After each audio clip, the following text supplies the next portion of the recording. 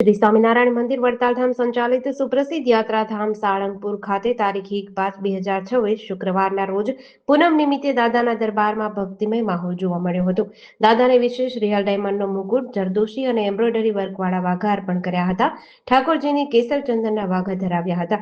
સિંહાસનને ગુલાબ, સેવંતી અને ઓર્કિડ જેવા વિવિધ મિક્સ ફૂલોનો ઉપયોગ કરી કલાત્મક રીતે સજાવ્યું હતું। સવારે મંગળા આરતી 5:30 કલાકે પૂજારી સ્વામી દ્વારા અને શણગાર આરતી 7 કલાકે શાસ્ત્રી સ્વામી હરિપ્રકાશ દાસજી દ્વારા કરવામાં આવી હતી।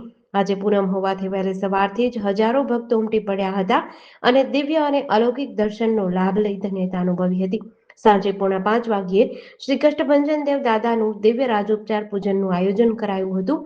દાદાને દિવ્ય શણગારની સાથે ફળ, પુષ્પ, ડ્રાયફ્રૂટ વગેરે ધરાવવામાં આવ્યા હતા। પુષ્પ વર્ષા કરવામાં આવેલ। સાંજે 7 કલાકે દાદાની દિવ્ય સંધ્યા આરતી શાસ્ત્રી સ્વામી હરિપ્રકાશ દાસજી દ્વારા કરાઈ હતી। તેમજ હજારો ભક્તોએ પ્રત્યક્ષ